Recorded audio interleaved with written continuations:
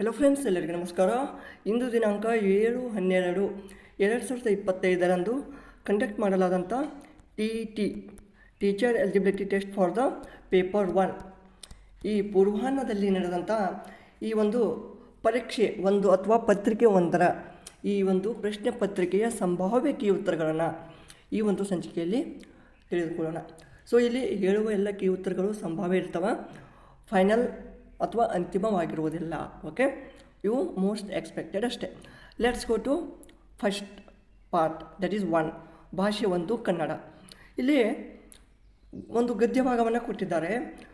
1ರಿಂದ 8 ಈ ಒಂದು ಪ್ರಶ್ನೆಗಳಿಗೆ ಉತ್ತರವನ್ನು ಕೊಡಿರಿ. ಇಲ್ಲಿ ಮಾಸ್ತಿ ವೆಂಕಟೇಶ್ ಅಯ್ಯಂಗಾರ್ ಕುರಿತು ಒಂದು ಗದ್ಯ ಭಾಗ ಅದ. ಈ ಒಂದು ಭಾಗವನ್ನು ಚೆನ್ನಾಗಿ ಓದಿಕೊಂಡು ಇಲ್ಲಿ ಕೇಳಲಾದಂಥ 8 ಕ್ವಶನ್ಗೆ ನೀವು ಉತ್ತರವನ್ನು ನೀಡಬಹುದು. ಇಲ್ಲಿ ಮೊದಲ ಕ್ವಶನ್ ಏನದ, ಮಾಸ್ತಿ ವೆಂಕಟೇಶ್ ಅಯ್ಯಂಗಾರರು ಬರೆದ ಮೊದಲ ಸಣ್ಣ ಕತೆ ಯಾವುದಪ್ಪ? ರಂಗನ ಮದುವೆ. ಸೆಕೆಂಡ, ಮಾಸ್ತಿ ವೆಂಕಟೇಶ್ ಅಯ್ಯಂಗಾರರ ಕಾವ್ಯನಾಮ ಶ್ರೀನಿವಾಸ. ನೆಕ್ಸ್ಟ್, ಮಾಸ್ತಿಯವರ ಬರೆದ ಸುಬ್ಬಣ್ಣ ನೀಳಗತೆಯು ಹೊಂದಿರುವ ಕಥಾ ವಿಷಯ ಯಾವುದು? ಸಂಗೀತಗಾರನ ಜೀವನ. ಮಾಸ್ತಿಯವರು ಬರೆದ ಗುರುದಕ್ಷಿಣೆ ಭಾಷಾಂತರವಾಗಿರುವುದು ಯಾವ ಭಾಷೆಗೆ? ತಮಿಳು ಭಾಷೆಗೆ. ಸಾರ್ವಜನಿಕರು ಮಾಸ್ತಿಯವರನ್ನು ಸನ್ಮಾನಿಸಿದ್ದು ಅವರಿಗೆ ಈ ಪ್ರಶಸ್ತಿ ದೊರೆತಾಗ? ದೆಹಲಿ ಸಾಹಿತ್ಯ ಅಕಾಡೆಮಿ ಪ್ರಶಸ್ತಿ. ಮಾಸ್ತಿಯವರ ಕೆಲವು ಸಣ್ಣ ಕಥೆಗಳು ಪ್ರಕಟವಾದ ವರ್ಷ 1920.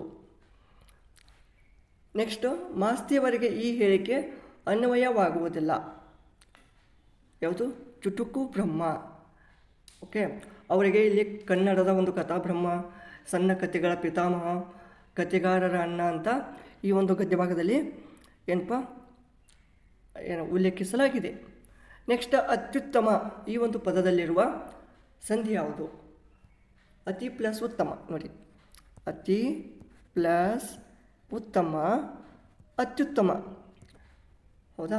ಸೊ ಇಲ್ಲಿ ಈ ಒತ್ತಕ್ಷರನದ ಆದೇಶವಾಗಿ ಬಂದದ ಇಲ್ಲಿ. ಸೊ ಅದಕ್ಕೆ ಇಲ್ಲಿ ಏನಾಗ್ತದೆ? ಆದೇಶವಾಗಿ ಬಂದದ, ಬಟ್ ಇಲ್ಲಿ ಏನಾಗ್ತದೆ? ಆ್ಯಕ್ಚುಲಿ ಇದು ಸಂಧಿಗೆ ಉದಾಹರಣೆ ಆಗ್ತದೆ. ಓಕೆ, ಅತ್ಯುತ್ತಮ, ಅತಿ ಪ್ಲಸ್ ಉತ್ತಮ, ಅತ್ಯುತ್ತಮ. ಓಕೆ, ಸಂಧಿ ಕರೆಕ್ಟ್ ಆನ್ಸರ್. ನೆಕ್ಸ್ಟ್ ನೋಡಿ, ಮತ್ತೆ ಒಂದು ಪದ್ಯ ಭಾಗವನ್ನು ಕೊಟ್ಟಿದ್ದಾರೆ.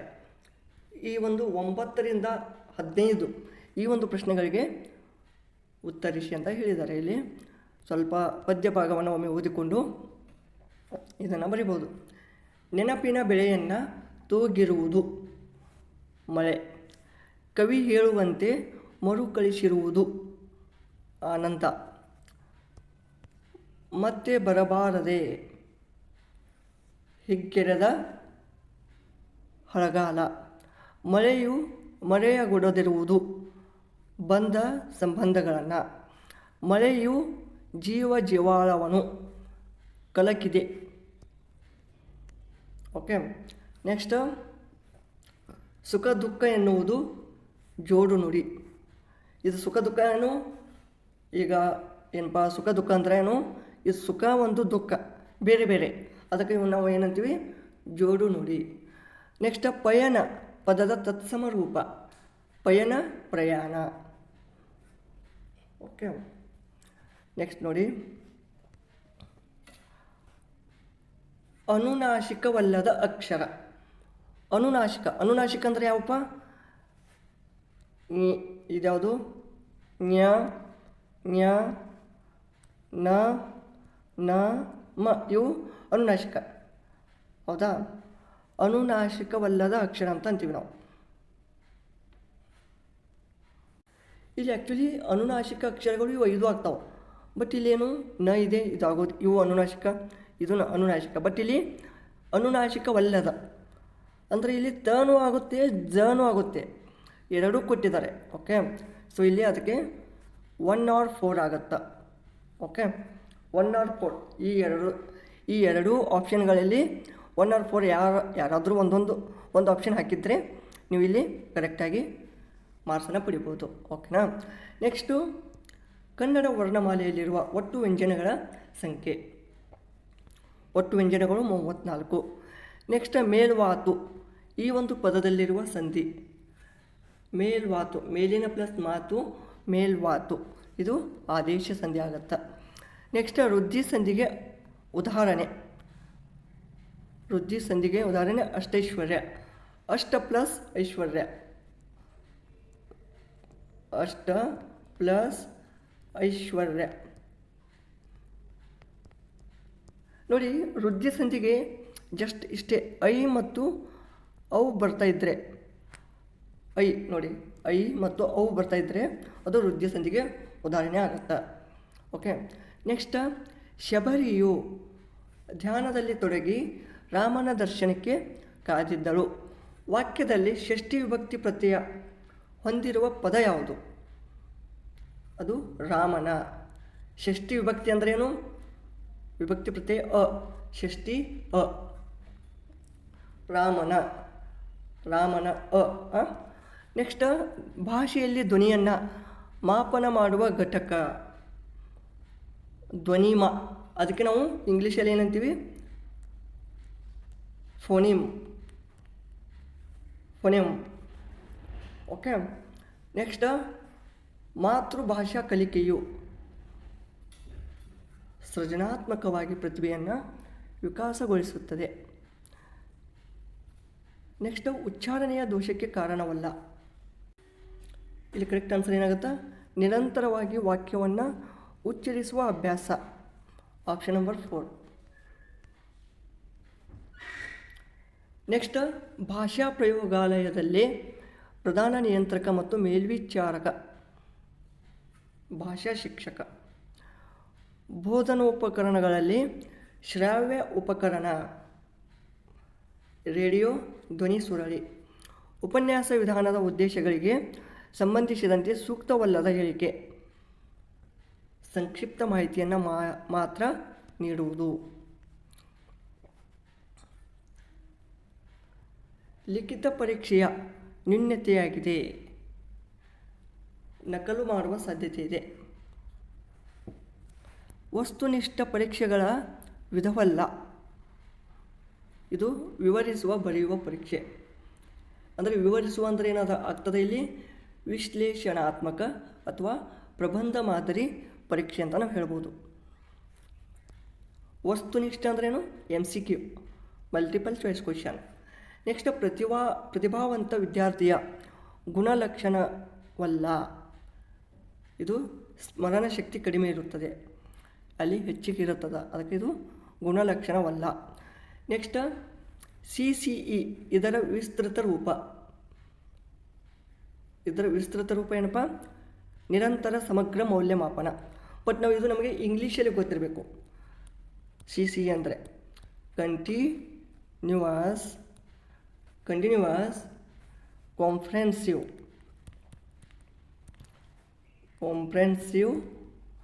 Evaluation. Continuous comprehensive evaluation. So ಇದು ಕರೆಕ್ಟ್ ಆಗತ್ತಾ? ಓಕೆ. ಇಲ್ಲಿ ಒಂದು ಪ್ಯಾಸೇಜ್ ಕೊಟ್ಟಿದ್ದಾರೆ.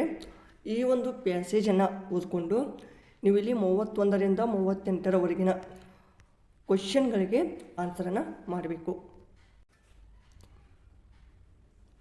ಇಲ್ಲಿ ಮೊದಲ ಕ್ವಶನ್ ನೋಡ್ಬೋದು. In the passage the real fools are. So ಇಲ್ಲಿ ಕರೆಕ್ಟ್ ಆನ್ಸರ್ ಏನಾಗುತ್ತೆ? King and the minister according to passage. Okay. Second 32ನೇ question. The king and minister decided to change night into day into night. ಅಂದರೆ ರಾತ್ರಿಯನ್ನು ಹಗಲು ಮತ್ತು ಹಗಲನ್ನು ರಾತ್ರಿಯಾಗಿ ಏನಪ್ಪ ಅದನ್ನು change ಮಾಡಲಿಕ್ಕೆ ಪ್ರಯತ್ನಿಸಿದ್ರು. ಡಿಸೈಡೆಡ್. ಓಕೆ. ಸೊ ಇಲ್ಲಿ ಆಪ್ಷನ್ 1 ಆಗುತ್ತೆ. ನೆಕ್ಸ್ಟ್ 33ನೇ ಕ್ವಶನ್ ನೋಡಿ. They ordered that every one should B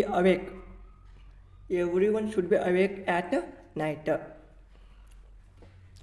next day all went to bed as soon as the sun came up. ಓಕೆನಾ. ಈ ಒಂದು ಪ್ಯಾಸೇಜನ್ನು ನೀವು ಒಮ್ಮೆ ಓದಿದ್ರಿ ಅಂದ್ರೆ ಈಸಿಯಾಗಿ ಆನ್ಸರನ್ನು ಮಾಡ್ಬೋದಾಗಿದೆ. ತುಂಬ ಈಜಿ ಇದೆ passage. The punishment for disobeying the king's order was death.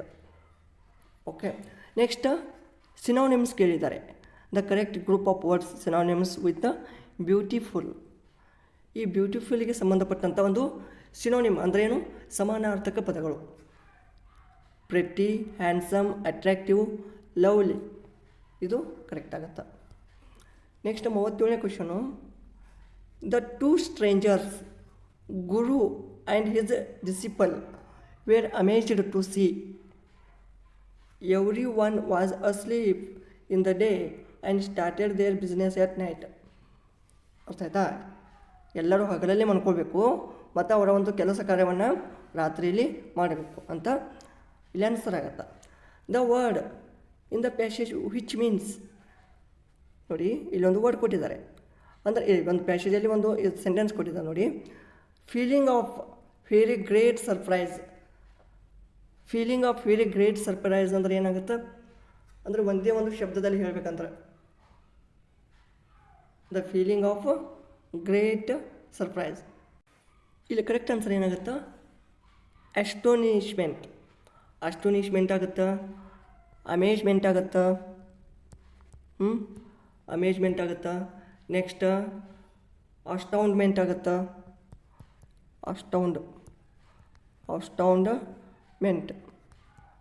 ಅಸ್ಟೌಂಡ್ಮೆಂಟ್ ಆಗುತ್ತೆ. ಓಕೆ, ಮತ್ತು ಫ್ಲ್ಯಾಬರ್ ಗ್ಯಾಸ್ಟೆಡ್ನೂ ಆಗುತ್ತದೆ. ಬಟ್ ಇಲ್ಲಿ ಕರೆಕ್ಟ್ ಆನ್ಸರ್ ಏನಾಗುತ್ತೆ, ಅಸ್ಟೋನಿಶ್ಮೆಂಟ್.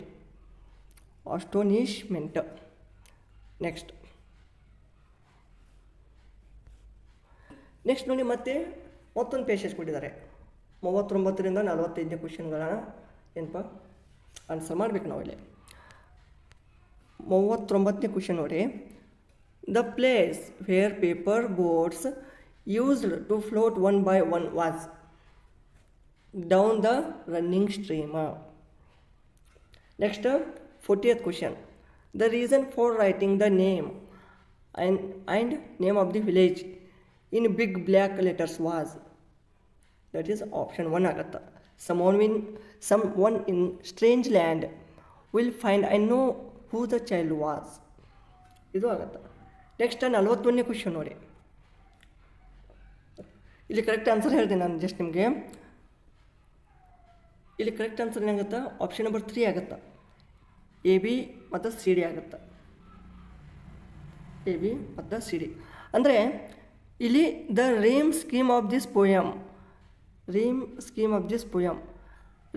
ಕೇಳಿದ್ದಾರೆ. ಓಕೆನಾ, ರೀಮ್ ಸ್ಕೀಮ್ ಅಂದರೆ the poem is in free verse and the lines provided do not follow a fixed rhyme scheme like stream, ಆಮೇಲೆ live, am, ಆಮೇಲೆ night. Okay, so answer is option number 3 ಆಗುತ್ತೆ. Next the synonyms of the word strange are. ಸ್ಟ್ರೇಂಜ್ಗೆ ಒಂದು synonyms ಯಾವುದಾಗುತ್ತಾ, strange ಅಂದರೆ so ಇಲ್ಲಿ correct answer ಏನಾಗುತ್ತೆ, unusual, surprising, unfamiliar. Option number 4 is correct. Next 43ನೇ question. The fairies of sleep are sailing in them. The correct figure of speech in the line is. Figure of speech ಯಾವುದು? So ಇಲ್ಲಿ correct answer ಏನಾಗುತ್ತೆ, personification ಆಗುತ್ತಾ. ಯಾಕಾಗತ್ತಾ, attributing the human action ಅಂದ್ರೆ ಒಬ್ಬ human ಆ್ಯಕ್ಷನನ್ನು ಎತ್ತಿ ತೋರಿಸ್ತಾ ಇದ್ದ. ಸೇಲಿಂಗ್ ಅಂದರೆ ಈ sailing to abstract the fairies of sleep. So ಇಲ್ಲಿ answer personification. Next the special gift sent by the poet was solely flower.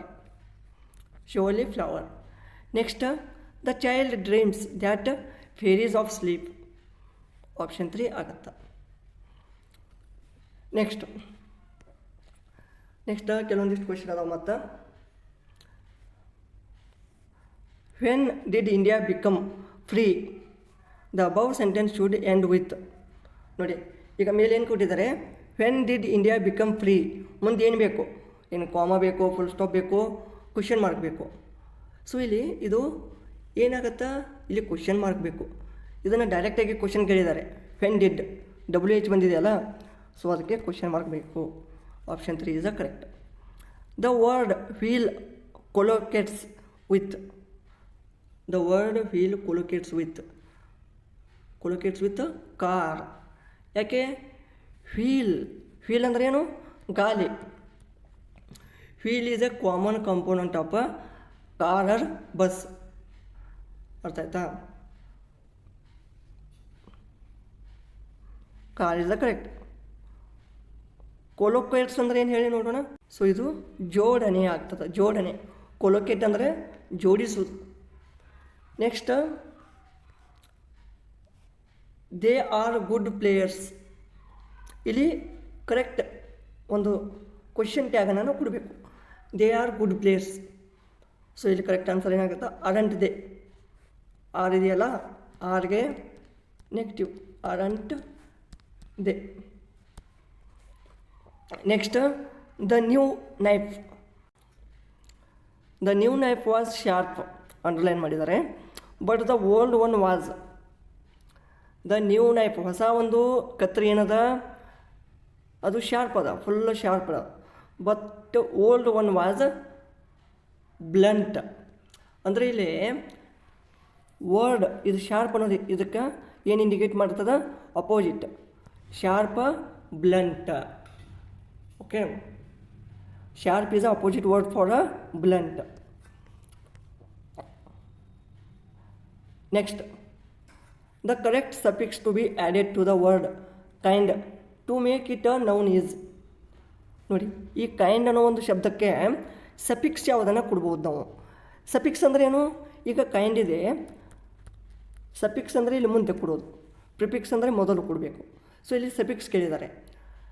LY ಕೊಡೋಣ, ನೆಸ್ ಕೊಡೋಣ, ಅಥವಾ ING ಕೊಡೋಣ, ಅಥವಾ ಫುಲ್ ಕೊಡೋಣ, ನೆಸ್, ಕೈಂಡ್ನೆಸ್. ಇದು ಕರೆಕ್ಟ್ ಆಗುತ್ತೆ. Option 2 is a correct answer. Okay, ಇಲ್ಲಿ ನೆಕ್ಸ್ಟ್ ನೋಡಿ, suggestopedia was an approach advocated by.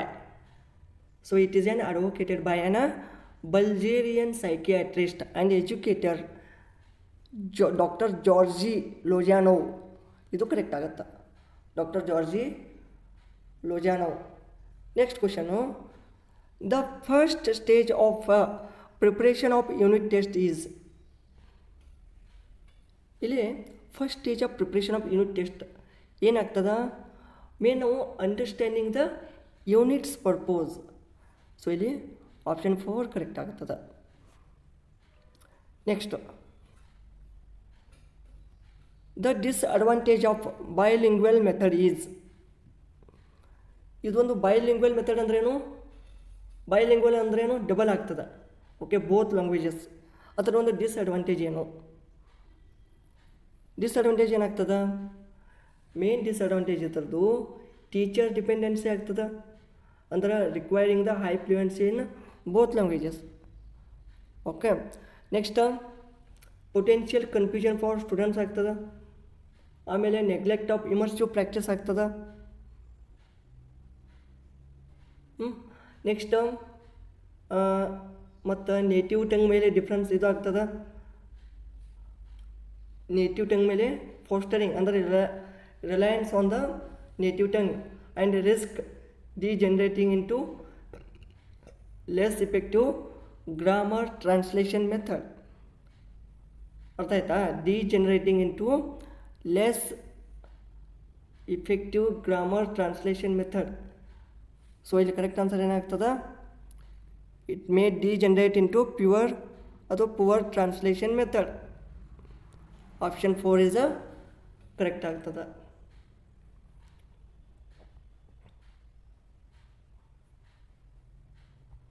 ಇವೆಲ್ಲ teacher proficiency, student dependency, confusion, ಆಮೇಲೆ slowed fluency, neglects immersion, risk of degeneration, focus on grammar. So ಇವೆಲ್ಲವೂ ಇಲ್ಲಿ answer ಆಗ್ತವೆ. So ಇಲ್ಲಿ ಕೊಟ್ಟಂಥ ಆಪ್ಷನಲ್ಲಿ option number 4 is a correct answer. Next 54ನೇ question, role play is the technique used in classes to teach. Role play ಇದು ನಾರ್ಮಲಾಗಿ it's to develop the empathy practice skills. ಅಂದರೆ ಇದರಲ್ಲಿ ಏನೇನು ಬರ್ತವೆ? ಕಮ್ಯುನಿಕೇಷನ್, ಪ್ರಾಬ್ಲಮ್ ಸಾಲ್ವಿಂಗ, ಆಮೇಲೆ decision making, understanding the perspectives, apply the theoretical knowledge to real life situations.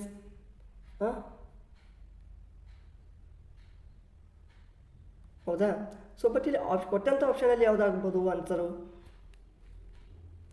So ಇಲ್ಲಿ mainly ಏನಪ್ಪ, communication skills ಅಂದರೆ ಯಾವುದಾಗುತ್ತೆ ಇಲ್ಲಿ? Speaking skill. Option number 4 is a correct answer. Next question ನೋಡಿ, objectives of teaching English includes.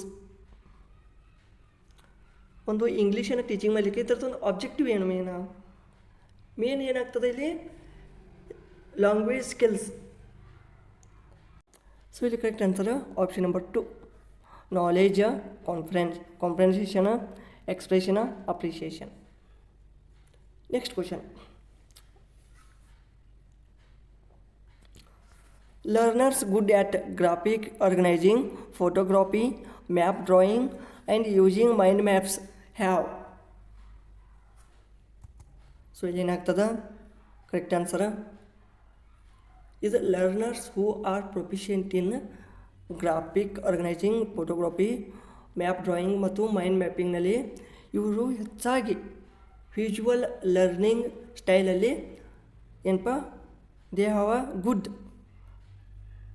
Visual learning. ಅಂದ್ರೇನು? Spatial intelligence. So option number 3 is the correct. Next 57ನೇ question ನೋಡಿ, the word here and near represent a speech sound. ನೋಡಿಲಿ, here and near ಇದು speech sound ಯಾವುದಾಗ್ತದೆ?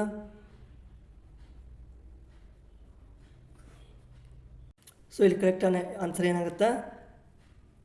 Option number 4, ಈ ಅಂತ ಈ ಥರ ಇದಕ್ಕೆ ಡಿಪ್ಥಾಂಗ್ ಅಂತೀವಿ ನಾವು, diphthong. Near here. Option number 4 is a correct answer. Next, according to Richards and Rogers, the following best describes the approach in their model of language teaching methodology. So, the correct answer is according to Richards and Rogers. Mainly, is the main describe ಏನು ಮಾಡ್ತದೆ ಅಂದ್ರೆ systematic framework for analyzing and understanding the teaching methods. ಅರ್ಥ ಆಯ್ತಾ? Systematic framework for analysing and understanding. So ಇಲ್ಲಿ correct answer ಏನಾಗ್ಬೋದು?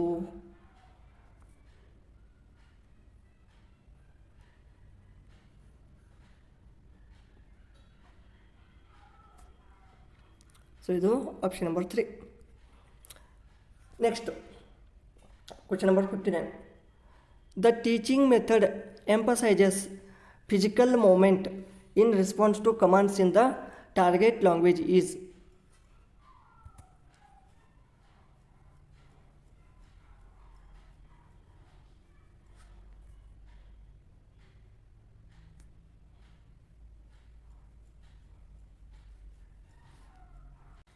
So ಇಲ್ಲಿ correct answer ಏನಾಗುತ್ತಾ? Option number 2 ಆಗುತ್ತೆ, ಟೋಟಲ್ ಫಿಸಿಕಲ್ ರೆಸ್ಪಾನ್ಸ್ ಅಥವಾ TPR ಅಂತ ನಾವು ಅಂತೀವಿ. ನೆಕ್ಸ್ಟ್ ಇದು ಲಾಸ್ಟ್ ಕ್ವಶನ್ ನೋಡಿ, one of the characteristics of the audiolingual method is. Audiolingual method ಒಂದು ಕ್ಯಾರೆಕ್ಟರಿಸ್ಟಿಕ್ಸ್ ಏನು? ಸೊ ಇಲ್ಲಿ ಕರೆಕ್ಟ್ ಆನ್ಸರ್ ಏನಾಗುತ್ತಾ? Mainly pattern and practice and drilling ಆಗುತ್ತೆ. ಓಕೆ, ಸೊ ಇಲ್ಲಿ option number 3, frequent pattern drills and repetition. So 60ನೇ question option number 3 correct ಆಗುತ್ತೆ. ಮುಂದಿನ ಒಂದು ಸೆಷನಲ್ಲಿ ಮಕ್ಕಳಿಗೆ ಪಂಚತಂತ್ರ, ಗೀತೋಪನಿಷತ್ತು, ರಾಮಾಯಣ ಮತ್ತು ಮಹಾಭಾರತದ ಕಥೆಗಳನ್ನು ಕಲಿಸುವುದು ಇದರ ಭಾಗವಾಗಿದೆ. ಸೊ ಇದು ನೈತಿಕ ವಿಕಾಸ ಆಗುತ್ತದೆ. ಓಕೆ, ನೆಕ್ಸ್ಟ್ ಕ್ವಶನ್ ನೋಡಿ. ಎರಡನೇ ಕ್ವಶನ್ ನೋಡ್ಬೋದು ನೀವು. ಐ ಕ್ಯೂ ಎಂಬುದು ಏನು? ಐ ಕ್ಯೂ ನಾವು ಇದಕ್ಕೆ ಇಂಗ್ಲೀಷಲ್ಲಿ ಏನಂತೀವಿ? ಇಂಟೆಲಿಜೆಂಟ್ ಕ್ವಶಂಟ್ ಅಂತ ಅಂತೀವಿ. ಸೊ ಇಲ್ಲಿ ಕರೆಕ್ಟ್ ಆನ್ಸರ್ ಏನಾಗುತ್ತೆ ಕನ್ನಡದಲ್ಲಿ? ಬುದ್ಧಿ ಭಾಗಲಬ್ಧ. ನೆಕ್ಸ್ಟ್ ಮೂರನೇ ಕ್ವಶನ್ನು, ಘನ ಆಹಾರ ಸೇವನೆ, ನಡೆದಾಡುವ ಮತ್ತು ಮಾತನಾಡುವ ಕಲಿಕೆಯು ಈ ವಿಕಾಸದ ಕ್ರಿಯೆಯಾಗಿದೆ. ಇದು ಆರಂಭಿಕ ಬಾಲ್ಯಾವಧಿ. ಅಂದರೆ ಘನ ಆಹಾರ ಸೇವನೆ, ನಡೆದಾಡುವ ಮತ್ತು ಮಾತನಾಡುವ ಕಲಿಕೆ ಇದು ಆರಂಭಿಕ ಬಾಲ್ಯಾವಧಿ. ನೆಕ್ಸ್ಟ್ ಕ್ವಶನ್ನು,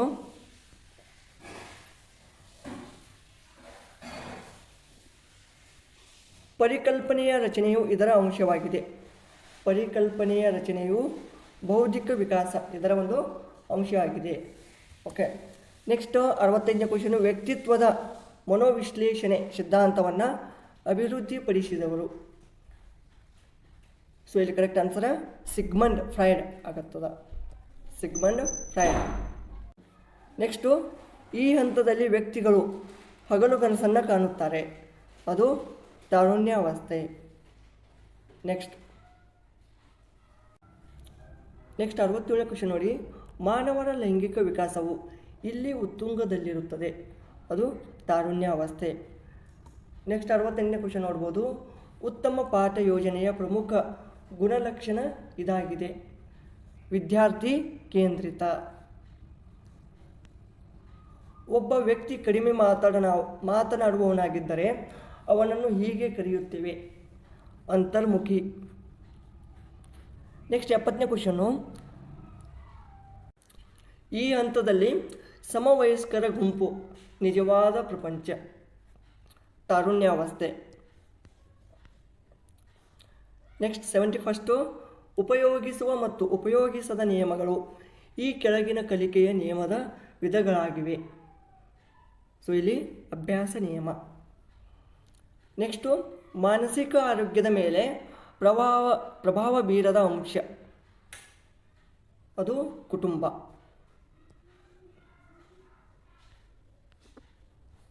ನೆಕ್ಸ್ಟ್ 73ನೇ ಕ್ವಶನ್ ನೋಡಿ. ಸಾರಿ, ನಾನು ತಪ್ಪಾಗಿ ಹೇಳಿದೆ ಅನಿಸುತ್ತೆ. ಓಕೆ, ಸಾರಿ. ಮಾನಸಿಕ ಆರೋಗ್ಯದ ಮೇಲೆ ಪ್ರಭಾವ ಬೀರದ ಅಂಶ, ಅದು ರಕ್ತದ ಗುಂಪು. ಯಾಕೆಂದರೆ ಅನುವಂಶಿತೆ, ಕುಟುಂಬದಿಂದ ಮತ್ತು ಬುದ್ಧಿಶಕ್ತಿಯಿಂದನೂ ಕೂಡ ಅದು ಮಾನಸಿಕ ಆರೋಗ್ಯದ ಮೇಲೆ ಪ್ರಭಾವವನ್ನು ಬೀರ್ತದೆ. ನೆಕ್ಸ್ಟ್ 73ನೇದು, ಇದು ಕಲಿಕೆಯ ವಲಯ ಅಲ್ಲ. ಸೊ ಪ್ರೇರಣಾ ವಲಯ. ನೆಕ್ಸ್ಟ್, ಬ್ರೈಲ್ ಲಿಪಿಯನ್ನು ಈ ವಿದ್ಯಾರ್ಥಿಗಳಿಗೆ ಬಳಸಲಾಗುತ್ತದೆ. ದೃಷ್ಟಿ ಸವಾಲುಗಳುಳ್ಳ ಮಕ್ಕಳಿಗೆ ಇದನ್ನು ಬಳಸಲಾಗ್ತದೆ. ಈಜುವುದು ಮತ್ತು ಕುದುರೆ ಸವಾರಿಯು ಇದರ ಉದಾಹರಣೆಗಳಾಗಿವೆ. ಇವೆಲ್ಲ ಏನಾಗ್ತವಪ್ಪ? ಸ್ನಾಯು ಕಲಿಕೆ. ನೆಕ್ಸ್ಟು, ಮಕ್ಕಳು ವರ್ಣಮಾಲೆಯನ್ನು ಕಲಿತಾಗ ಅವರಲ್ಲಿ ಉಂಟಾಗುವ ಕಲಿಕಾ ವಿಧ, ಇಲ್ಲಿ ಸರಣಿ ಕಲಿಕೆ.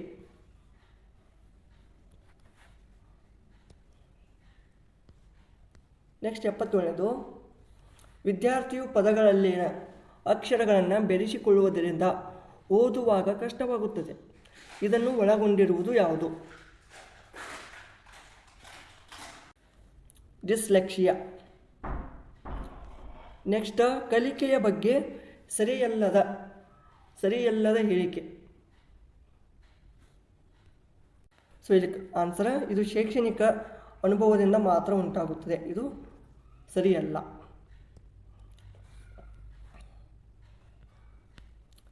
ನೆಕ್ಸ್ಟ್ ನೋಡಿ, ಹುಡುಗರು ಧೈರ್ಯಶಾಲಿಗಳು ಮತ್ತು ಹುಡುಗಿಯರು ನಾಚಿಕೆ ಸ್ವಭಾವದರು ಎಂದು ಹೇಳುವುದು ಇದನ್ನು ವ್ಯಕ್ತಪಡಿಸುತ್ತದೆ. ಲಿಂಗತ್ವ, ತಟಸ್ಥತೆ. ನೆಕ್ಸ್ಟ್, ಶಿಕ್ಷಕರು ಈ ಲಕ್ಷಣದ ಸಹಾಯದಿಂದ ಉತ್ತಮ ಸ್ಮೃತಿಯನ್ನು ಹೊಂದಿದ ವಿದ್ಯಾರ್ಥಿಗಳನ್ನು ಗುರುತಿಸಬಹುದು.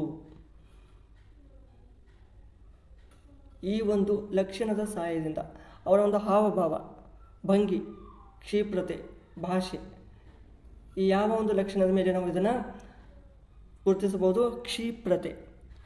ಆಪ್ಷನ್ 3 ಕ್ಷಿಪ್ರತೆ ಇದು ಕರೆಕ್ಟ್ ಆಗುತ್ತಾ. ಇಲ್ಲಿ ಹೊಸ ಅನುಭವದ ಸ್ಮೃತಿಯು ಹಳೆಯ ಅನುಭವಗಳನ್ನು ಅಡ್ಡಿಪಡಿಸುತ್ತದೆ. ಹಿಮ್ಮುಖ ಅವರೋಧ.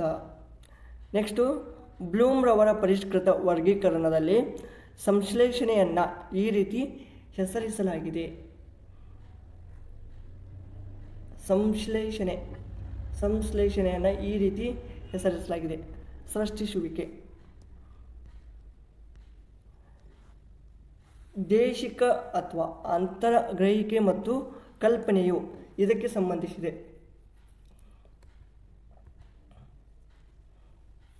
ವೈಜ್ಞಾನಿಕ ಅಭಿಕ್ಷಮತೆ. ವಿದ್ಯಾರ್ಥಿಗಳ ಕಲಿಕಾ ಸಮಸ್ಯೆಗಳನ್ನು ಅರ್ಥ ಮಾಡಿಕೊಳ್ಳಲು ಬಳಸುವ ಮೌಲ್ಯಮಾಪನ. ಕಲಿಕಾ ಸಮಸ್ಯೆಗಳನ್ನು ಅರ್ಥ ಮಾಡಿಕೊಳ್ಳಲು ಬಳಸುವ ಮೌಲ್ಯಮಾಪನ ನೈದಾನಿಕ ಮೌಲ್ಯಮಾಪನ. ಶಿಕ್ಷಕರು ತಮ್ಮ ಬೋಧನಾ ತಂತ್ರಗಳನ್ನು ಮಾರ್ಪಾಡು ಮಾಡುವ ಮೌಲ್ಯಮಾಪನ ವಿಧಾನ ಇದಾಗಿದೆ. ಅದು ರೂಪನಾತ್ಮಕ ಮೌಲ್ಯಮಾಪನ. ಈ ಕೆಳಗಿನವುಗಳಲ್ಲಿ ಪ್ರತಿಭಾನ್ವಿತ ವಿದ್ಯಾರ್ಥಿಗಳ ಗುಣಲಕ್ಷಣವಲ್ಲದ್ದು. ಸೊ ಇದು ಅತಿ ಕಡಿಮೆ ಅವಧಿಗೆ ಅವಧಾನವನ್ನು ಹೊಂದಿರುತ್ತದೆ. ಇದು ಗುಣಲಕ್ಷಣ ಆಗುವುದಿಲ್ಲ. ಅರ್ಥ ಆಯ್ತಾ? ನೆಕ್ಸ್ಟ್, ಕಲಿಕಾರ್ಥಿಗಳಲ್ಲಿನ ಏಕ ಅಥವಾ ಬಹು ಲಕ್ಷಣಗಳಲ್ಲಿನ ವ್ಯತ್ಯಾಸ ಅಥವಾ ವಿಷಯಾಂತರವೇ ಏನಾಗ್ತದೆ ಇಲ್ಲಿ? ವ್ಯಕ್ತಿ ಭಿನ್ನತೆಗಳು. ಸೊ ಇದು ಆಗ್ತದೆ ಆನ್ಸರ್. ನೆಕ್ಸ್ಟ್ 88ನೇದು ತೊಗಲುಗೊಂಬೆ ಮತ್ತು ಪಾತ್ರಾಭಿನಯ ಈ ಬೋಧನೋಪಕರಣಕ್ಕೆ ಉದಾಹರಣೆ ಯಾವುದು? ಅದು ಪ್ರದರ್ಶಿತ ಬೋಧನೋಪಕರಣ. ನೆಕ್ಸ್ಟ್ 10 ವರ್ಷ ವಯಸ್ಸಿನ ವ್ಯಕ್ತಿಯ ಮಾನಸಿಕ ವಯಸ್ಸು 8 ವರ್ಷಗಳಾದರೆ ಆತನ ಬುದ್ಧಿಲಬ್ಧ ಎಷ್ಟಾಗ್ತದೆ ಅಂತ ಕೇಳಿದ್ದಾರೆ. ಈಗ 10 ವರ್ಷ ಅಂದರೆ ಈಗ 10 ವರ್ಷಕ್ಕೆ 8 ವರ್ಷ ಬುದ್ಧಿ ಇದ್ರೆ ಇಷ್ಟು 100% ಎಷ್ಟಾಗ್ತದೆ? 80% ಆಗ್ತದೆ. ಈ ರೀತಿ ನಾವು ಇದನ್ನು ಸಾಲ್ವ್ ಮಾಡ್ಬೋದು. ನೆಕ್ಸ್ಟ್ 90ನೇ ಕ್ವೆಶ್ಚನ್ ನೋಡಿ. ಒಂದು ಸನ್ನಿವೇಶ ಅಥವಾ ಕಾರ್ಯವನ್ನು ನಿರ್ವಹಿಸುವ ವ್ಯಕ್ತಿಯ ಸಾಮರ್ಥ್ಯವೇ ಅದು ಬುದ್ಧಿಶಕ್ತಿ. ಓಕೆ, ಸೊ ಇವಿಷ್ಟು ಈ ಒಂದು ಶಿಶು ವಿಕಸನ ಮತ್ತು ಬೋಧನಾಶಾಸ್ತ್ರದ ತಾತ್ಕಾಲಿಕ ಕೀ ಉತ್ತರಗಳಾಗಿದ್ದವು. ಆಯತಘನದಲ್ಲಿ ಆಯತಾಕಾರದ ಮುಖಗಳ ಸಂಖ್ಯೆ. ಸೊ ಇಲ್ಲಿ ಕರೆಕ್ಟ್ ಆನ್ಸರ್ ಏನಾಗುತ್ತಾ? Option number 1 6. Next 28x4 y5 ಮತ್ತು 49x5 y4 ಇದರ ಮಹತ್ತಮ ಸಾಮಾನ್ಯ ಅಪವರ್ತನವು ಏನಾಗುತ್ತಪ್ಪ? ಇಲ್ಲಿ ಕರೆಕ್ಟ್ ಆನ್ಸರ 28 ಮತ್ತು 49 ಇದರ ಒಂದು ಮಹತ್ತಮ ಸಾಮಾನ್ಯ ಅಪವರ್ತನ. ಸೊ ಇಲ್ಲಿ correct answer option number 7x4 y4 ಆಗುತ್ತಾ. ನೆಕ್ಸ್ಟ್ 93ನೇ ಕ್ವೆಶ್ಚನು. ಈ ಕೆಳಗಿನವುಗಳಲ್ಲಿ ಸರಿಯಾದ ಹೇಳಿಕೆ ಒಂದು ತ್ರಿಭುಜವು 2 ಲಘು ಕೋನಗಳನ್ನು ಹೊಂದಿರುತ್ತದೆ. ಇದು ಕರೆಕ್ಟ್ ಆಗ್ತದೆ. ನೆಕ್ಸ್ಟ್ 94ನೇದು 1 3/10 ಬ್ರಾಕೆಟ್ ಕ್ಯೂಬ್ ಇದರ ಒಂದು ಬೆಲೆ ಏನು ಅಂತ ಕೇಳಿದ್ದಾರೆ.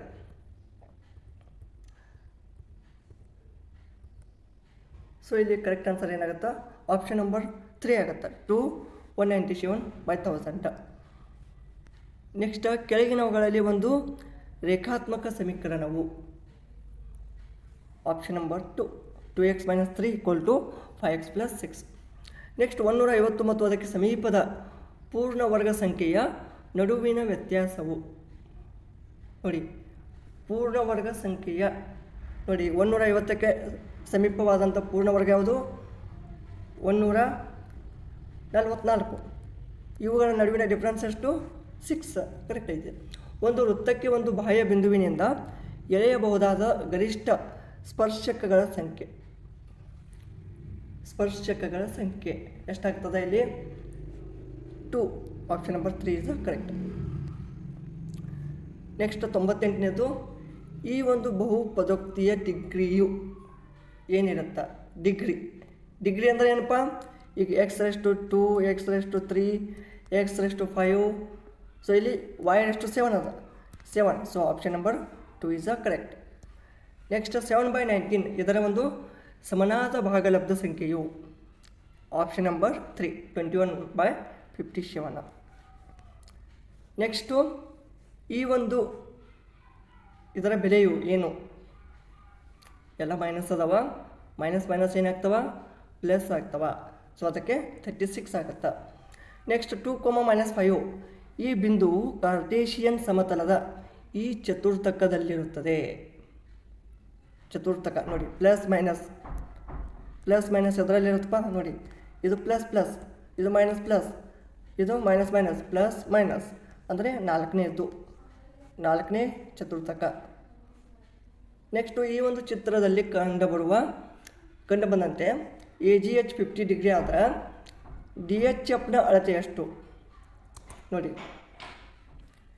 AGH ಇದೆಷ್ಟು 50 and AB is parallel to CD ಅಂತ ಅಂದಿದ್ದಾರೆ, ಹೌದಾ?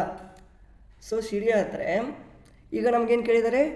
DHF ನೋಡಿ, DHF ಏನಾಗ್ತದ? DHF ಇದೆಷ್ಟು ಅಂತ ಕೇಳಿದ್ದಾರೆ. ಇದು ಎಷ್ಟಾಗತ್ತಪ್ಪ? ಇದು 180 ಆಗ್ತದೆ. 180 ಅಂದರೆ ಈ ಸೈಡ್ ಎಷ್ಟು? 130. ಓಕೆ. ಆಮೇಲೆ ಇದು ಏನಾಗ್ತದ? ಇವು ವ್ಯತ್ಕ್ರಮ ಕೋನಗಳು 50. ಇದು 50 ಇದ್ದರೆ ಇದು 50, ಇದು ಅಪೋಸಿಟ್ 50. ಓಕೆ, ಇದು ಕೂಡ ಅಪೋಸಿಟ್ 50. ಸೊ ಇದು ಎಷ್ಟಾಗ್ತದ? 180 - 50 ಎಷ್ಟಾಗತ್ತೆ? 130. So option number 3 is correct, 130. Next ಕೊಟ್ಟಿರುವ ಚಿತ್ರದಲ್ಲಿ ABCD ಒಂದು ವಜ್ರಾಕೃತಿಯಾಗಿದೆ, ಹೌದಾ? AB = 2x + 3 ಮತ್ತು AD = 3x - 2 ಆದಾಗ ಎಕ್ಸ್ನ ಬೆಲೆ ಏನು ಅಂತ ಕೇಳಿದ್ದಾರೆ, ಹೌದಾ? ಸೊ ಸಿಂಪಲ್ ಅದ, ಇದೇನಿಲ್ಲ ನೋಡಿ. AB ಇದು AD. ಓಕೆ. ಸೊ ಇದನ್ನು ನೀವು ಈ ರೀತಿ ಒಂದು ಸಮೀಕರಣ ರೀತಿಯಲ್ಲಿ ಬಿಡಿಸಿದ್ರೆ ಆನ್ಸರ್ ಏನು ಬರುತ್ತಪ್ಪ? 5 ಬರುತ್ತಾ. Option number 4. ತ್ರಿಜ್ಯವು 28 ಸೆಂಟಿಮೀಟರ್ ಆಗಿರುವ ಒಂದು ವೃತ್ತದ ತ್ರಿಜ್ಯಾಂತರ ಖಂಡದಲ್ಲಿನ ಕೇಂದ್ರದ ಕೋನವು 45 ಡಿಗ್ರಿ ಆದರೆ ಆ ತ್ರಿಜ್ಯಾಂತರ ಖಂಡವು ಹೊಂದಿರುವ ಕಂಸದ ಉದ್ದ ಅಂದರೆ π = 22/7 ಅಂತ ಇಲ್ಲಿ ಉಪಯೋಗ ಮಾಡ್ತೀವಿ. ಓಕೆ. ಸೊ ಇಲ್ಲಿ ಕರೆಕ್ಟ್ ಆನ್ಸರ್ ಏನಾಗುತ್ತೆ? ತ್ರಿಜ್ಯಾಂತರ ಖಂಡದ ಹೊಂದಿರುವ ಕಂಸದ ಉದ್ದ, ಸೊ ಅದು 22 ಸೆಂಟಿಮೀಟರ್. ನೆಕ್ಸ್ಟ್ 105ನೇ ಕ್ವಶನು. 135 ಡಿಗ್ರಿ ಅಳತೆಯ ಕೋನದ ಸರಳ ಪೂರಕ ಕೋನ ಮತ್ತು 45 ಡಿಗ್ರಿ ಅಳತೆಯ ಕೋನದ ಲಂಬ ಕೋನ ಪೂರಕವಾದ ಮೊತ್ತವು ಸಾಂಖ್ಯಿಕವಾಗಿ ಈ ರೀತಿ ಕೋನದ ಅಳತೆಯಾಗಿದೆ.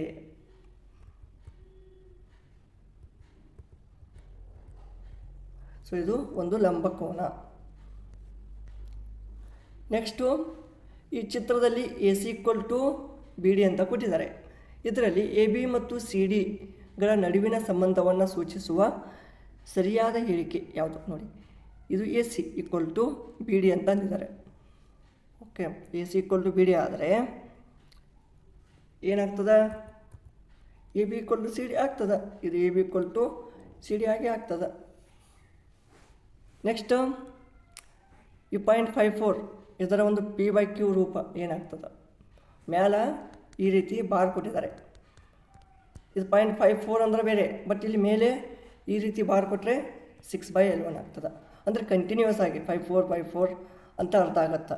ಬಾರ್ ಅಂದರೆ ಮಲ್ಟಿಪಲ್ ಇದ್ದರೆ ಆ ಬಾರನ್ನು ನಾವು ಏನು ಮಾಡ್ತೀವಿ? ಯೂಸ್ ಮಾಡ್ತೀವಿ. ನೆಕ್ಸ್ಟು 108ನೇ ಕ್ವಶನು. ಒಂದು ಸಂಖ್ಯೆಯ 1/3ಕ್ಕೆ ಅದರ ಒಂದು 1/5 ಕೂಡಿದರೆ 32 ಬರುತ್ತದೆ. ಹಾಗಾದರೆ ಆ ಸಂಖ್ಯೆಯು ಏನು? ಆ ಸಂಖ್ಯೆ 60. ಸಾಲ್ವ್ ಮಾಡಿ ನೋಡಿ, ನಿಮಗೆ ಬರುತ್ತಾ. 21 ಸೆಂಟಿಮೀಟರ್ ತ್ರಿಜ್ಯವಿರುವ ಅರ್ಧಗೋಳದ ವಕ್ರ ಮೇಲ್ಮೈ ವಿಸ್ತೀರ್ಣವು ಅದು 2772 ಸೆಂಟಿಮೀಟರ್.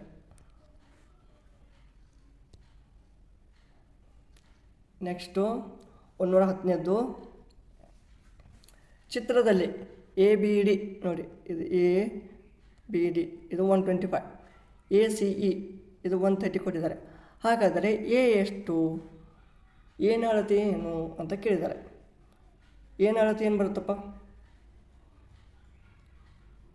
ಏನು ಅಳತೆ ಸಿಂಪಲ್, ಇದು 125 ಇದ್ದರೆ ಇದು ಒಳಗಿಂದು 55, ಯಾಕೆಂದರೆ 125 + 55 ಅಂದರೆ 180 ಆಗ್ತದೆ. ಈ ಸೈಡು ಕೂಡ 180 ಮಾಡೋಣ, ಇದು 50 ಆಗ್ತದೆ. ಆಮೇಲೆ ಒಳಗಿನ ಈ 3 ಭುಜಗಳ ಒಂದು ಅಳತೆ ಎಷ್ಟಿರುತ್ತೆ, ಮೊತ್ತ ಟೋಟಲು ಎಷ್ಟಿರುತ್ತಪ್ಪ? 180 ಇರುತ್ತಂದ್ರೆ ಇದು 55 50 ಹೌದಾ. 55 + 50 ಅಂದರೆ ಎಷ್ಟಾಗುತ್ತೆ? 105. ಓಕೆ, 105 ಮೈನಸ್ ಮಾಡೋಣ, ಇದರಲ್ಲಿ 180ಯಲ್ಲಿ ಮಾಡಿದ್ರೆ 75 ಬರುತ್ತೆ. So 75 is the right answer. Next 111ನೇ ಕ್ವಶನು. ಇಲ್ಲಿ 4 ಕೆಂಪು ಪೆನ್ನುಗಳು ಮತ್ತು 5 ಕಪ್ಪು ಪೆನ್ನುಗಳದಾವ. ಒಂದು ಚೀಲದಿಂದ ಯಾದೃಚ್ಛಿಕವಾಗಿ ಅಂದರೆ ರ್ಯಾಂಡಮ್ ಆಗಿ ಒಂದು ಪೆನ್ನನ್ನು ತೆಗೆಯಲಾಗಿದೆ. ಆ ಪೆನ್ನು ಕೆಂಪು ಆಗದಿರುವ ಸಂಭವನೀಯತೆ ಏನು ಅಂತ ಕೇಳಿದ್ದಾರೆ. ಸೊ ಇಲ್ಲಿ ಕರೆಕ್ಟ್ ಆನ್ಸರ್ ಏನಾಗುತ್ತೆ? 5/9. ನೆಕ್ಸ್ಟ್, ಒಂದು ಘನಾಕೃತಿಯ ಮುಖಗಳ ಸಂಖ್ಯೆ ಮತ್ತು ಅಂಚುಗಳ ಸಂಖ್ಯೆಗಳು ಕ್ರಮವಾಗಿ 6 ಮತ್ತು 12 ಆಗಿದೆ. ಆ ಘನಾಕೃತಿಯಲ್ಲಿ ಶೃಂಗಗಳ ಸಂಖ್ಯೆ 8. ನೆಕ್ಸ್ಟು ನೋಡಿ, 4 ಸೆಂಟಿಮೀಟರ್ ಉದ್ದದ ಬಾಹುವಿನ ಒಂದು ಸಮಬಾಹು ತ್ರಿಭುಜವನ್ನು ತಂತಿಯ ತುಂಡುಗೊಳಿಸಿ ತಯಾರಿಸಲಾಗಿದೆ. ತಂತಿಯನ್ನು ನೇರಗೊಳಿಸಿ ನಂತರ ಚೌಕಾಕಾರಕ್ಕೆ ಬದಲಿಸಿದಾಗ ಚೌಕದ ಪ್ರತಿ ಬಾಹುವಿನ ಉದ್ದ, ಸೊ ಇದು 3 ಸೆಂಟಿಮೀಟರ್ ಆಗುತ್ತೆ. ಜಸ್ಟ್ ನಾನು ಆನ್ಸರ್ ಹೇಳ್ತಾ ಇದ್ದೀನಿ, ಜಸ್ಟ್ ಮೊದಲಿಗೆ ಆನ್ಸರ್ ನೋಡ್ಕೊಳ್ಳಿ, ಬೇಕಿದ್ದರೆ ನಾನು ಎಕ್ಸ್ಪ್ಲನೇಷನ್ ನಿಮಗೆ ಕೊಡ್ತಾ ಹೋಗ್ತೀನಿ. ನೆಕ್ಸ್ಟ್ 114ನೇ ಕ್ವಶನ್ನು. ಇದು ಟ್ರಯಾಂಗಲ್ ಎ ಬಿ ಸಿಯಲ್ಲಿ ಕೋನ್ ಸಿ ಲಂಬಕೋನವಾಗಿದೆ. ಎ ಸಿ 5 ಸೆಂಟಿಮೀಟರ್ ಅದ, ಬಿ ಸಿ 12 ಸೆಂಟಿಮೀಟರ್ ಅದ. ಆದರೆ ಎ ಬಿ ಸಿಯ ಸುತ್ತಳತೆ ಏನು ನೋಡಿ. ಇದು ಲಂಬಕೋನ, ಕೋನ ಇದು ಈ ರೀತಿ ಇದೆ. ಲಂಬಕೋನ ಯಾವುದು? ಸಿ ಇದೆ, ಅದಕ್ಕೆ ಇದು ಎ, ಇದು ಬಿ, ಇದು ಎ ಬಿ ಸಿ ಇದೆ ಈ ರೀತಿ. ಎ ಬಿ ಏನಿದೆ? 5 ಇದೆ. ಬಿ ಸಿ ಏನಿದೆ? 12 ಇದೆ. ಹೌದಾ? ಸೊ ಹಾಗಿದ್ದರೆ ಎ ಬಿ ಸಿಯ ಒಂದು ಸುತ್ತಳತೆ ಏನಾಗ್ತದೆ? 30 ಸೆಂಟಿಮೀಟರ್. ನೆಕ್ಸ್ಟ್, ಒಂದು ಸಂಖ್ಯೆಯ 4 ಪೂರ್ಣಾಂಶ ಅಥವಾ 4/5ರಷ್ಟು ಅದೇ ಸಂಖ್ಯೆಯ 3/4ರಷ್ಟಕ್ಕಿಂತ 4 ಹೆಚ್ಚು ಆದರೆ ಆ ಸಂಖ್ಯೆಯು 80 ಆಗ್ತದೆ. ಓಕೆ, ಆಮೇಲೆ 114ನೇ ಕ್ವಶನ್ನು. ಇಲ್ಲಿ 14 ಸೆಂಟಿಮೀಟರ್ ಸುತ್ತಳತೆ ಇರುವ ಒಂದು ಆಯತವನ್ನು ರಚಿಸಿ ಎಂದು ವಿದ್ಯಾರ್ಥಿಗಳಿಗೆ ಕೇಳಿದರೆ ಇದು ಹೊಂದಿರುವ ಪ್ರಶ್ನೆಯ ವಿಧ. ಇದು ಯಾವ ರೀತಿಯ ಪ್ರಶ್ನೆ? ಇದು ತೆರೆದ ರೀತಿಯ ಪ್ರಶ್ನಾ ವಿಧ ಬರ್ತದೆ. ನೆಕ್ಸ್ಟು, ವಿಚಾರಗಳ ನಡುವಿನ ಸಹ ಸಂಬಂಧದ ಮೂಲಕ ವಿಷಯಾಂಕವನ್ನು ಅನ್ವೇಷಿಸುವ ಬೋಧನಾ ಪ್ರಕ್ರಿಯೆ, ಅದು ಪರಿಕಲ್ಪನೆ. ನೆಕ್ಸ್ಟ್, ತಿಳಿದಿರುವ ಕಡೆಯಿಂದ ತಿಳಿಯದಿರುವ ವಿಷಯದ ಕಡೆಗೆ ಸಾಗುವ ಗಣಿತದ ಬೋಧನಾ ವಿಧ, ಅನುಗಮನ ವಿಧಾನ. ನೆಕ್ಸ್ಟ್, ಇದು 119ನೇ ಕ್ವಶನ್. 5E ಕಲಿಕಾ ಮಾದರಿ ಬಳಸಿ ಏನು ಬರ್ತದೆ? ತೊಡಗಿಸಿಕೊಳ್ಳುವಂಥ ಹಂತ. Next last question. ಪ್ರಾಥಮಿಕ ಹಂತದ ಗಣಿತ ಕಲಿಕೆಯಲ್ಲಿ ಸೇರಿಸಿರದ ಸಂಗತಿ ಯಾವುದು? ಅದು ಭಾಷಾ ಬೆಳವಣಿಗೆ. ಒಟ್ಟಲ್ಲಿ ಶುಷ್ಕ ವಿದ್ಯುತ್ ಕೋಶಗಳಲ್ಲಿ ವಿದ್ಯುತ್ ಉತ್ಪಾದಿಸುವ ಕ್ರಿಯೆ, ಅದು ರಾಸಾಯನಿಕ ಕ್ರಿಯೆ. ನೆಕ್ಸ್ಟು, ಬಲವು ಇದನ್ನು ಉಂಟು ಮಾಡುವುದಿಲ್ಲ. ಬಲ ಅಂದ್ರೇನು? ಫೋರ್ಸ್ ಇದು ಭೌತ ಸ್ಥಿತಿಯಲ್ಲಿ ಬದಲಾವಣೆ ಇದನ್ನು ಮಾಡೋದಿಲ್ಲ. ನೆಕ್ಸ್ಟ್, ಭೂಮಿಯ ಅತ್ಯಂತ ಹೊರಕವಚ ತೊಗಟೆ. ನೆಕ್ಸ್ಟ್, ಶಬ್ದದ ಸ್ಥಾಯಿಯು ಇದನ್ನು ಅವಲಂಬಿಸಿದೆ, ಆವೃತ್ತಿ.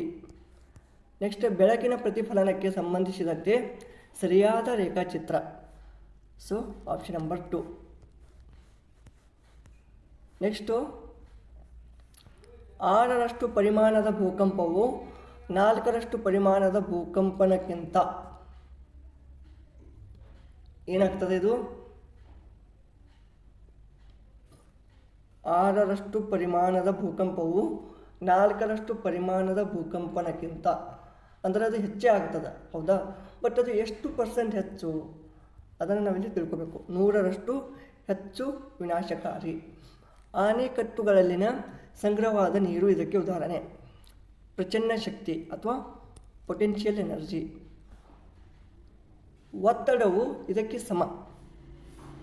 ಒತ್ತಡ ಅಂದ್ರೇನು? Pressure that is equal to ಬಲ ಅಥವಾ ಫೋರ್ಸ್ ಬೈ ಏಕಮಾನ ವಿಸ್ತೀರ್ಣ. ನೆಕ್ಸ್ಟ್, 4 ಕಾಂತಗಳನ್ನು ಚೌಕಾಕಾರದಲ್ಲಿ ಜೋಡಿಸಲಾಗಿದೆ. ನೋಡಿ, ಇದೊಂದು ABC ಧ್ರುವಗಳು ಕ್ರಮವಾಗಿ SNS ಆಗ್ತವೆ. ಇಲ್ಲಿ ಹೊಳೆಯುವ ಅಲೋಹ ಅಂದರೆ ನಾನ್ ಮೆಟಲ್ ಅದು ಅಯೋಡಿನ್. ಗಾಳಿಯಲ್ಲಿನ ನೀರಾವಿಯ ಪ್ರಮಾಣ, ಆರ್ದ್ರತೆ. ಗಾಳಿಯು ಇದಕ್ಕೆ ಉದಾಹರಣೆ. ಮಿಶ್ರಣ. ಇದನ್ನು ಕಪ್ಪು ಚಿನ್ನ ಎಂದು ಸಾಮಾನ್ಯವಾಗಿ ಕರೆಯುತ್ತಾರೆ. ಕಲ್ಲಿದ್ದಲು ಪೆಟ್ರೋಲಿಯಂ, ಇದಕ್ಕೆ ಬ್ಲ್ಯಾಕ್ ಗೋಲ್ಡ್ ಅಂತ ಅಂತೀವಿ ನಾವು. ವಿದ್ಯುತ್ವಾಹಕ ಪ್ರತ್ಯಾಮ್ಲ ಪೌಷ್ಟಿಕ್ ಸೋಡಾ. ದ್ರವವನ್ನು ಘನ ಸ್ಥಿತಿಗೆ ಪರಿವರ್ತಿಸುವ ಕ್ರಿಯೆ ಘನೀಕರಣ. ಎಸಿಟಿಕ್ ಆಮ್ಲವು ಬೇಕಿಂಗ್ ಸೋಡಾದೊಂದಿಗೆ ವರ್ತಿಸಿದಾಗ ಬಿಡುಗಡೆಯಾಗುವ ಅನಿಲ CO2. ನೆಕ್ಸ್ಟ್, ಇಂಧನ ಕ್ಯಾಲೋರಿ ಮೌಲ್ಯದ ಏರಿಕೆಯ ಸರಿಯಾದ ಅನುಕ್ರಮಣಿಕೆ. ಆಪ್ಷನ್ ನಂಬರ್ 2 ಕಟ್ಟಿಗೆ, ಜೈವಿಕ ಅನಿಲ, ಪೆಟ್ರೋಲ್, LPG, ಹೈಡ್ರೋಜನ್. ನೆಕ್ಸ್ಟ್, ಸಸ್ಯಗಳು ಉಸಿರಾಟಕ್ಕಾಗಿ ಬಳಸುವ ಅನಿಲ. ಸಸ್ಯಗಳು ಏನು ಬಳಸ್ತವಪ್ಪ? ಸೊ ಇಲ್ಲಿ ಕರೆಕ್ಟ್ ಆನ್ಸರ್ ಏನು ಬರುತ್ತಾ? Oxygen is a correct answer. Next,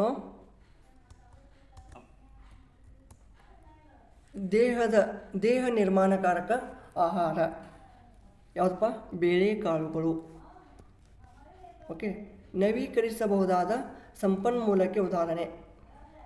ನವೀಕರಿಸಬಹುದಾದ ಅಂದರೆ ರಿನ್ಯೂವಬಲ್ ಎನರ್ಜಿ ಅಥವಾ ರಿಸೋರ್ಸಸ್. ಸೊ ಅದಕ್ಕೆ ಉದಾಹರಣೆ ನೀರು. ಕೆಂಪು ದತ್ತಾಂಶ ಪುಸ್ತಕವು ಇವುಗಳ ದತ್ತಾಂಶಗಳನ್ನು ಒಳಗೊಂಡಿದೆ. ಸೊ ಇಲ್ಲಿ ಕರೆಕ್ಟ್ ಆನ್ಸರ್ ಏನಾಗುತ್ತಾ? ಅಪಾಯಕ್ಕೊಳಗಾದ ಎಲ್ಲ ಪ್ರಾಣಿಗಳು ಮತ್ತು ಸಸ್ಯಗಳು. ರೆಡ್ ಬುಕ್ ಅಂತ ಅಂತೀವಿ ನಾವು ಅದಕ್ಕೆ. ಮಾನವನ ಜೀರ್ಣಾಂಗ ವ್ಯೂಹದಲ್ಲಿ ಹೈಡ್ರೋಕ್ಲೋರಿಕ್ ಆಮ್ಲ ಇಲ್ಲಿ ಸ್ರವಿಕೆ ಆಗುತ್ತದೆ. ಜಠರ. ರೈಸೋಬಿಯಂ ಬ್ಯಾಕ್ಟೀರಿಯಾ ಕಂಡುಬರುವ ಸಸ್ಯ ಅದು ಕಡಲೆ ಗಿಡ. ನೆಕ್ಸ್ಟ್, ಲೋಳೆಯಂತಹ ವಸ್ತುವು ವಾಸ್ತವವಾಗಿ ಕಪ್ಪೆಯ ಮೊಟ್ಟೆಗಳ ಸಮೂಹವಾಗಿದೆ. ಇದನ್ನು ಹೀಗೆ ಕರೆಯಲಾಗ್ತದೆ, ಸ್ಪಾನ್. ನೆಕ್ಸ್ಟ್, ಕೃಷಿ ಪದ್ಧತಿಯಲ್ಲಿ ಪಾಲಿಸುವ ಸರಿಯಾದ ಅನುಕ್ರಮಣಿಕೆ. ಮಣ್ಣನ್ನು ಹದಗೊಳಿಸುವಿಕೆ, ಬಿತ್ತನೆ, ಸಾವಯವ ಗೊಬ್ಬರಗಳು ಮತ್ತು ರಸಗೊಬ್ಬರಗಳನ್ನು ಸೇರಿಸುವುದು ಮತ್ತು ನೀರಾವರಿ.